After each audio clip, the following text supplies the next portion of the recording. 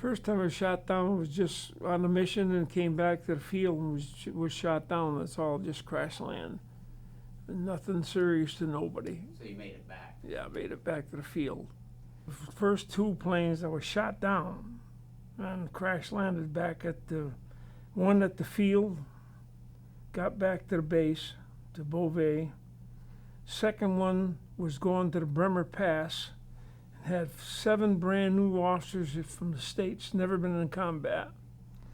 And beautiful day, heading for the Bremer Pass, and 4 planes, and all of a sudden the right-hand wingman got knocked down with the first shot. Second shot got the left man.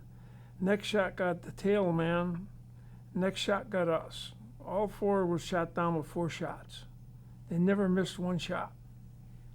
When was it? What was the dates of Oh that? boy, I don't remember Where the were you date. flying out of? Right out of Beauvais Teal, the first mission out of France, and it was leaflets. We were going to drop leaflets, tell the Germans to quit. And it was the first mission out of Beauvais Teal. And we come back toward our own lines, coming in, we made, co-pilot was back there putting on a chute when I got out of the tail and come up front. And I sat in the co-pilot seat with the colonel, or major, at that time, Major Roos.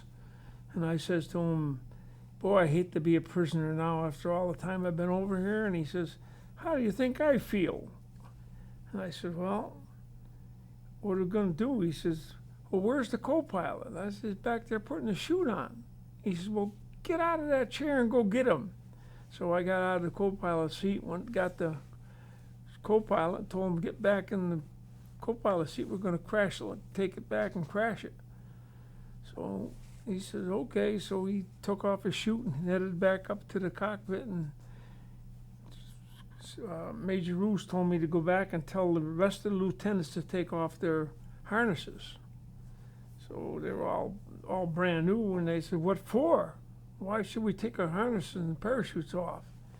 I said, we're going to crash land, and when we crash land, if you fly in the plane and hit each other, you might hook him with that hook and tear his face open or tear his chest open. Never heard of such a thing. I said, well, you got to take them off.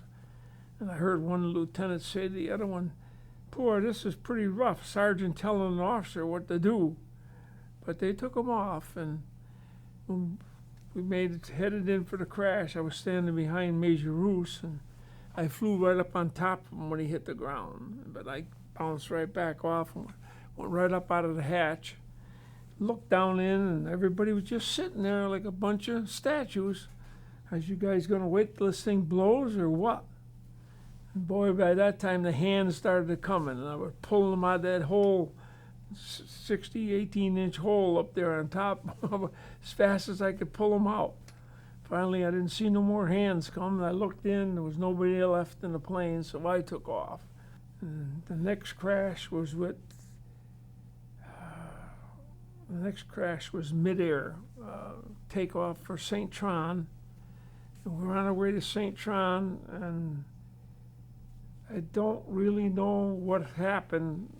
All I know was the next thing I was out in midair, floating in the air, and I was looking down at the ground and trying to figure, boy, what am I doing out here?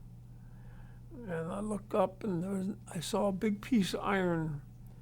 It looked like a skyhook, and I remember reaching for it, but apparently I didn't get it. It got me. It hit me in the head and split the helmet wide open and split my head open, but it knocked me out. So the next thing I woke up, I'm on the ground, and laying in the frozen ground there. And so I said, boy, I was covered with blood. I said, I better get in a crater or something, because I don't know where I'm at. So I crawled into a big crater, and I sat there at the 45 waiting to see what was going to happen. And finally, 2 infantrymen come up. He says, where'd you come from? I said, come out of that airplane. He says, nobody came out of that airplane. We saw it blow. I said, I come out of that airplane. And so argued a little bit, and then they took me up to headquarters, got a Jeep and took me up to headquarters, and the lieutenant interviewed me. And He says, well, we don't know. We ain't sure if you're a German coming through the lines or what. And then they took me in the hospital there and patched me all up and kept me there for, I guess 2 days at the most. But I came back to the tent and I says, where's my clothes? He said, some officers came in when you went down, picked up all your stuff and took it. And I said, boy, I ain't got nothing to wear. So they gave me a British uniform. And I got pictures of me in that British uniform. I had to wear that for about at least 2 weeks before I got American uniform again. What were your injuries?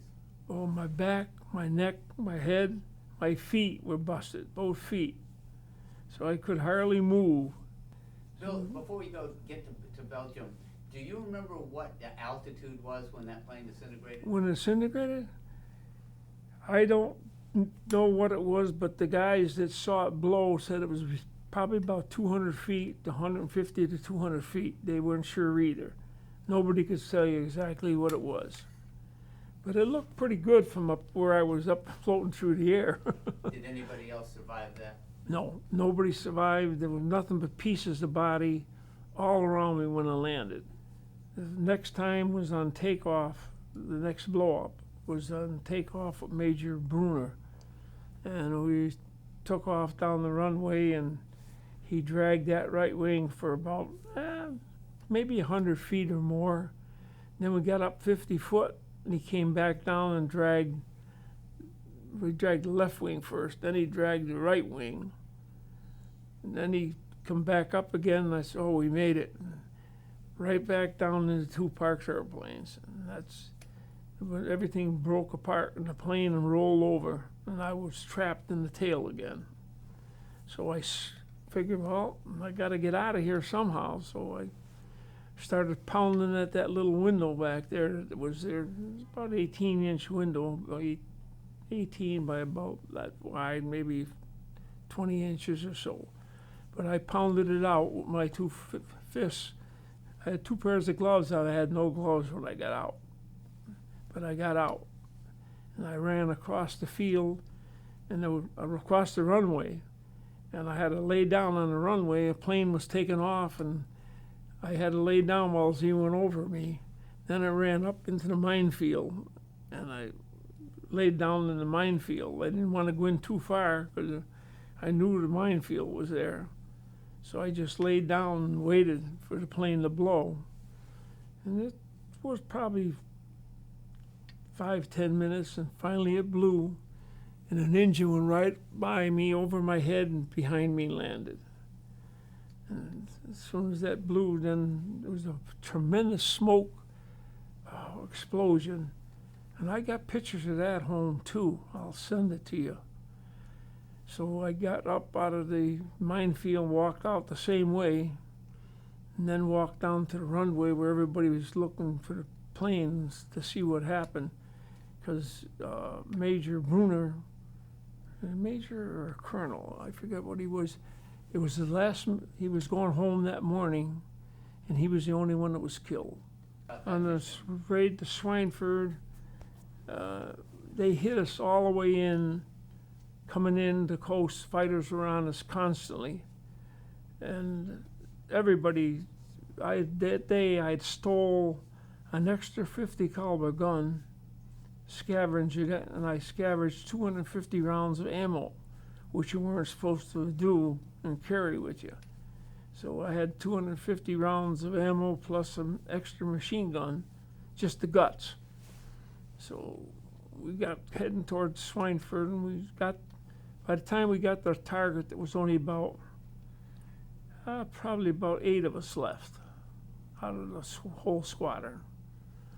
So we bombed the Schweinfurt target, then turned out, and by the time we turned out, there was 2 of us.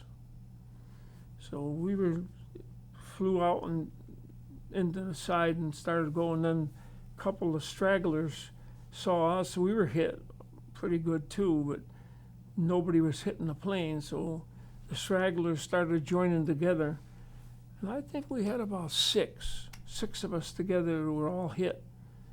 And we were the only one in the B-17 that had any ammo. That was because I swiped 250 rounds of spare ammo. And we had enough ammo, it lasted us all the way out to the coast to get back. So we had a pretty good deal going back. Pilot said, "Boy, you got the best scavenger on the crew."